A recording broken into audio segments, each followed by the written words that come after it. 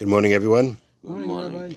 Freilich and Hanukkah, happy Hanukkah. We are learning Mishna Gittin, Parak Gimel, chapter 3, Mishna Ches, Mishnah 8. Okay. Now, Hamaniach Peres, somebody who sets aside fruits, Liyos Mafresh Aleyan Truma Umaisris, in order to separate from them Truma and Maisris. So that means like this. A person set aside in his home a certain amount of grain or fruit or vegetables that have not been tithed so that he can designate portions of them as truma or meiser whenever he wishes to eat untithed foods of these kinds in some other place. Meaning, so he, lands up somewhere, some field somewhere, there's things growing there, he wants to eat from them, and it's tevel, meaning it hasn't been trumas and meiser, have been separated from it. Now to eat it. So instead of having to go ahead and actually separating from those fruits that he's about to eat, he designates at home a certain amount of fruits that they should act as that he's going to separate truma and meiser from them as he goes along. He eats, X amount of fruits somewhere, and now the truma for that is taken off from those fruits he has in his house. And as time goes on, eventually, when he uses up all those fruits as the truma for everything else he's eaten, he'll have to give them to the Kohen and start the process over again. But what he's trying to do is he's trying to save himself having to, every time he eats something, separate what he has from it, separate what he has in front of him. What he has in front of him, he can eat, and he can say the truma and meiseris that have to come from this are separated from those fruits in my house. Follow that? What he's trying to do? Instead of having to go ahead and have the fruits that are tevel, to say, I have to separate from these fruits in front of me, instead of having to do that, he has designated fruits in his house. They are tevel, because you can only take of truma from tevel, meaning untithed. And he says that whatever is supposed to be truma or meiser for what I'm going to eat, that is separated from that grain from those vegetables in my house. Yeah. All right. You get it? Right? Okay, now, that's what he does.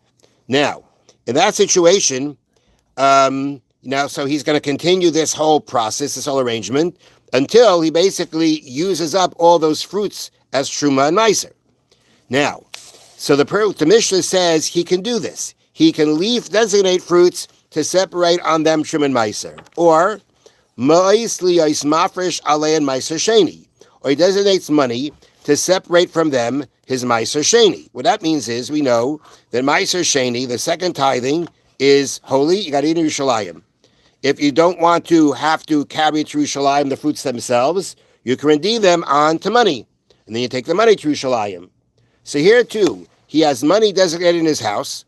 And anytime he's in any one of his fields and there's Meiser Sheni there, he says, instead of having to separate Meiser Sheni from those fruits in the field, he says that whatever Meiser Sheni I'm going to be separating from here he's going to separate the Meiser Sheni, and then he's going to say it's redeemed on that money in my house. Doesn't have to have the money with him in front of him. He has money set aside in his house.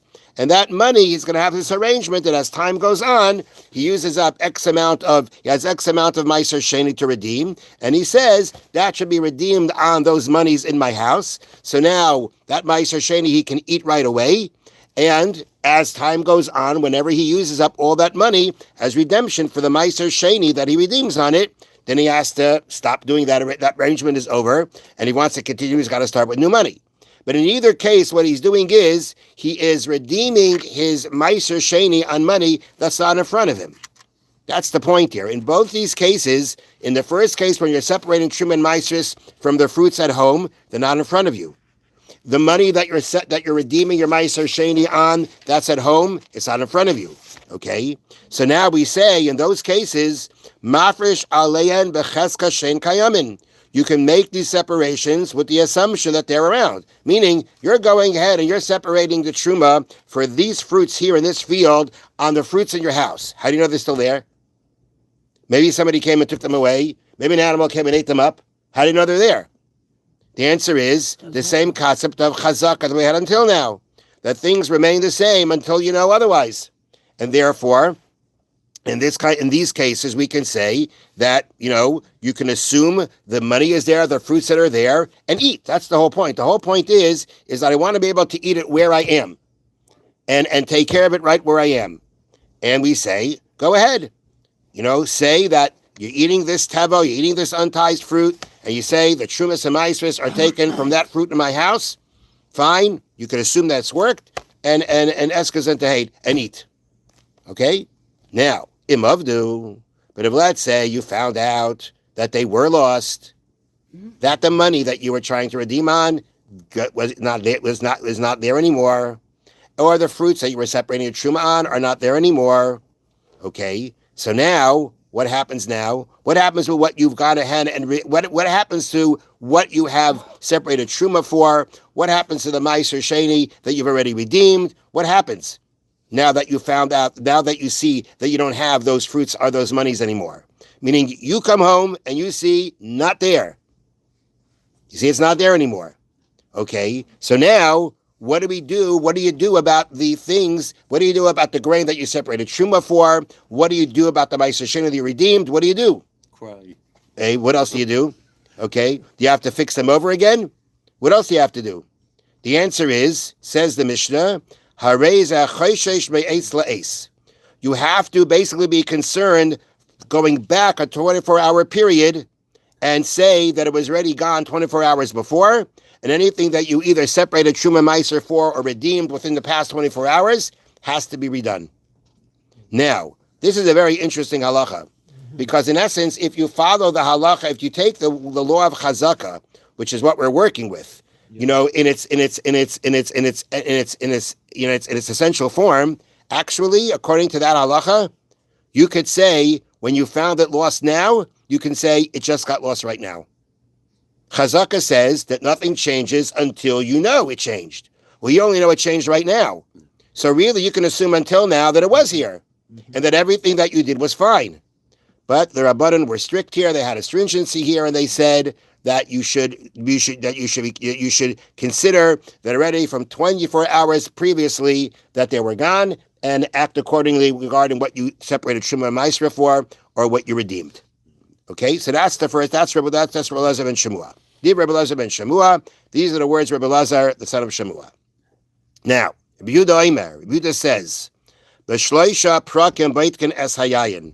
There are 3 times that we check out wine. Okay, so now here too, we're talking about wine that's put aside to be available for truma or meiser to make sure. Okay, you set aside this wine, right? Set aside this wine.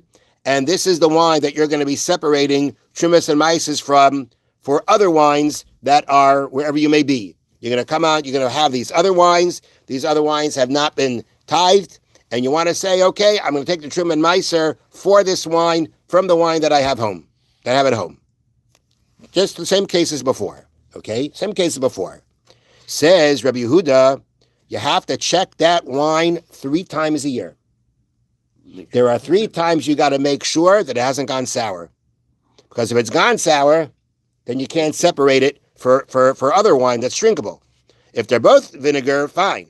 But vinegar, meaning the sour wine, the vinegar for the good wine, you can't separate truma from that for that. So therefore, we say at 3 times, you have to go ahead, you're required to go ahead and check that wine.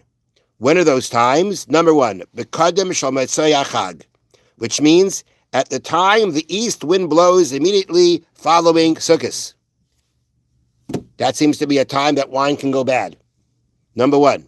Number 2, Baitzah Smodar, at the time the blossoms fall off the vine and the budding grapes emerge. At that point of time also, wine tends to, or has a chance of sour, tends to sour. Ubishas Kenisas Mayim B'Boiser, which means at the time that liquid develops in the unripe grape and the unripe grapes, enough to squeeze them out. So before we had a time called Smadar, right? The Smadar was the very early stages of the grapes. Then you have a later stage that it's a later stage, but they're not ripe yet. And we say that once liquid, at the time that liquid develops, meaning at the time that it comes to a point there's enough liquid or moisture in there, you could squeeze some out. That is also a time that you have to check the wine that it shouldn't go sour. At these 3 times of the year, wine has a tendency to turn sour and become vinegar. Therefore, you got to check it. Now, here too, the rabbis therefore required a person to check his wine at these times for using it for truma and meiser. Here too, essentially, there is something called a chazaka. We know there's something called a chazaka. But regarding this kind of situation, according to Rabbi Yehuda, the Chachamim said, you cannot rely on chazaka. You have to be concerned during these periods of time that they'll become vinegar. And therefore, you can't rely on the chazaka. Chazaka, if you rely on chazaka, you would say, until you find, meaning it's not like it's for sure going to become vinegar at these points of time. There's a tendency for it to happen. So chazaka would really say, if you follow chazaka here, you would say that until you know that it went sour, it was good. But the Chachamim said, no, over here, you have to go ahead and under these situations, under these times, you have to check the wine to make sure it hasn't become vinegar, because at these times, it's a tendency for the wine to go sour. Now, in the case before, my understanding was, just give me 1 second. Yeah. My understanding before was that in the case, let's say when they say go 24 hours back, because they were lost. I mean, in that situation, chazaka really applies and says, who says they were lost? Mm-hmm. So Chachamim were strict and said, you got to be concerned that maybe within the past 24 hours, they were lost.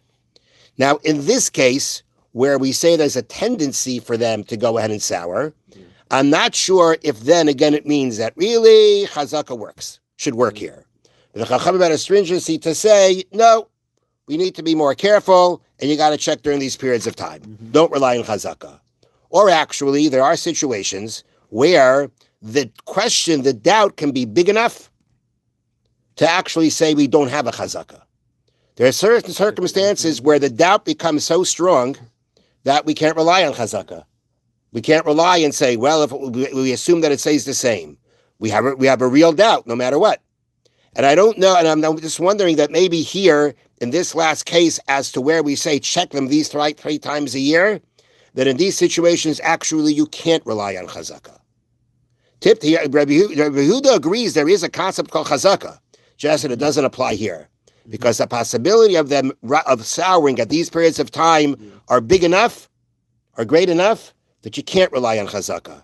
Mm-hmm. Here you actually have a real suffix, a real doubt, meaning a doubt that remains. The chazaka cannot deal with this doubt because it's a big enough doubt, and therefore they required that you have to go ahead and check them these 3 times a year. But at the end of the day, the bottom line is, Rabbi Yehuda says that when it comes to the wine you've set aside to separate your trim and meiser for other things, and again, you're doing it without it being in front of you, you have to make sure, you have to check during the 3 periods of time that they haven't gone sour in order to make sure that you continue separating on this wine. Have a wonderful day, and again, very happy Hanukkah. Freilich and Hanukkah. How much do you have to drink to see if it's sour? So